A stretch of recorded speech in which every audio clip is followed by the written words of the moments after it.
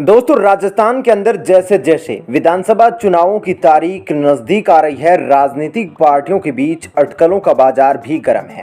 जी हां, अब ऐसी ही कुछ अटकलें असदुद्दीन ओवैसी की पार्टी और हनुमान बेनीवाल की पार्टी रालोपा के बीच लगाई जा रही है। इस बात को लेकर कयास लगाए जा रहे हैं कि क्या असदुद्दीन और बेनीवाल की पार्टी एक साथ आएगी। जी हां, आज हम आपको इसी के बारे में पूरी डिटेल से इस वीडियो में बताने वाले हैं। दरअसल दोस्तों, राजस्थान में असदुद्दीन ओवैसी की पार्टी ऑल इंडिया मजलिस-ए-इत्तेहादुल मुस्लिमीन के आने की घोषणा ने 2023 विधानसभा चुनाव का रोमांच बढ़ा दिया है। AIMIM का आना कांग्रेस के लिए सबसे बड़े खतरे की बात है। कई सीटों पर समीकरण बदल सकते हैं। जैसा कि पिछले दिनों मध्य प्रदेश के अंदर हुए निकाय चुनावों में इस पार्टी ने समीकरण बदल दिए थे। खुद भले हार गए, लेकिन कांग्रेस के हाथों से भी जीत छीन ली। ओवैसी के राजस्थान में आने का सबसे बड़ा कारण है यहाँ का मुस्लिम वोट बैंक। 2011 की जनगणना में यहाँ मुस्लिम जनसंख्या 9% से अधिक थी, लेकिन माना जा रहा है कि अगले विधानसभा चुनाव तक इसमें 2 से 3% का इजाफा हो जाएगा। ये कांग्रेस का ही परंपरागत वोट बैंक माना जाता है। हालांकि ओवैसी इंजीनियरिंग की बात कर रहे हैं, लेकिन यह सच्चाई किसी से छिपी नहीं है कि उनकी पार्टी की नजरें मुस्लिम वोटरों के भरोसे यहां ताल ठोकेगी। प्रदेश में 40 सीटों पर मुस्लिम वोटरों का खासा प्रभाव है।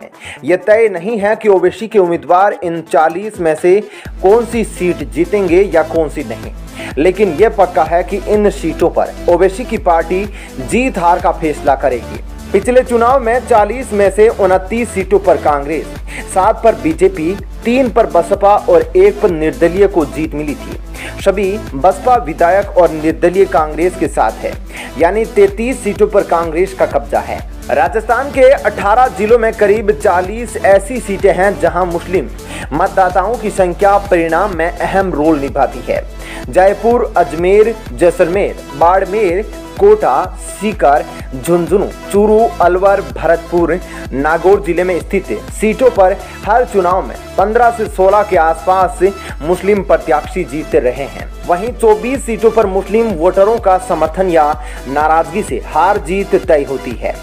ऐसे में दोस्तों, चर्चा यह है कि क्या ओवैसी अपने अकेले के दम पर राजस्थान में चुनाव लड़ेगी या फिर रालोपा के साथ। ओवैसी के आने के बाद सियासी और चुनावी समीकरण किस तरह से बदलेंगे, कांग्रेस और भाजपा को किन चुनौतियों का सामना करना पड़ेगा, यह देखना दिलचस्प है। दोस्तों, राजस्थान के अंदर चुनाव लड़ने के ऐलान करने के बाद ओवैसी की पार्टी के प्लस और माइनस पॉइंट जानना भी जरूरी है, तो आप बने रहिएगा हमारे साथ। दरअसल दोस्तों, ओवैसी के पक्ष में जाने वाले अगर पॉइंट की बात करें तो यह मुसलमानों में लोकप्रियता, समुदाय से राष्ट्रीय स्तर पर स्थापित हो चुके नेताओं में शामिल है। मुस्लिम समुदाय से जुड़े मुद्दों को यह मुखरता से उठाते हैं।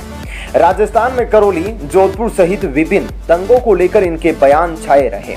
गहलोत सरकार पर लगातार कानून व्यवस्था, विकास सहित कुछ मुद्दों पर सवाल खड़े करते रहना। अगर हम ओवैसी की पार्टी के माइनस पॉइंट की बात करें तो सिर्फ एक समुदाय के भरोसे तीसरी ताकत बनना आसान नहीं है। चुनाव से पहले संगठन खड़ा करने के लिए सदस्यता अभियान को पूरे प्रदेश तक पहुंचाना आसान नहीं है। एक ही समुदाय से जुड़े होना, एक समुदाय के भरोसे तीसरी ताकत बनना आसान नहीं। जनता के बीच बीजेपी की बी टीम होने के आरोप को झूठा साबित करना भी ओवैसी के लिए बड़ा मुश्किल काम है।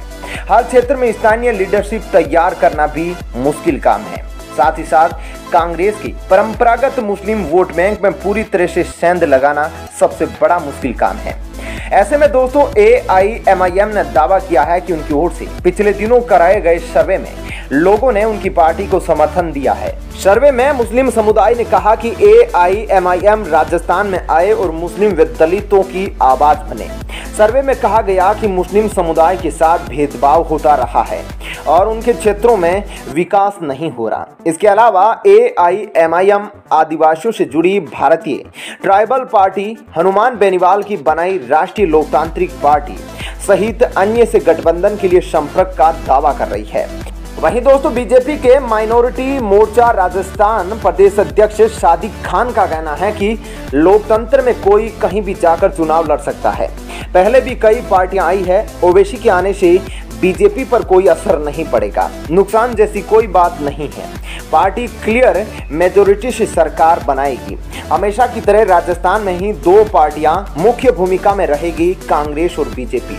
दोस्तों, आपको क्या लगता है, क्या हनुमान बेनीवाल और ओवैसी एक साथ आएंगे राजस्थान में, और अगर साथ आए तो कितनी सीट जीत सकते हैं? कमेंट सेक्शन में अपने विचार जरूर रखिएगा। साथ ही ऐसे ही न्यूज जानने के लिए चैनल को सब्सक्राइब कर लें। धन्यवाद।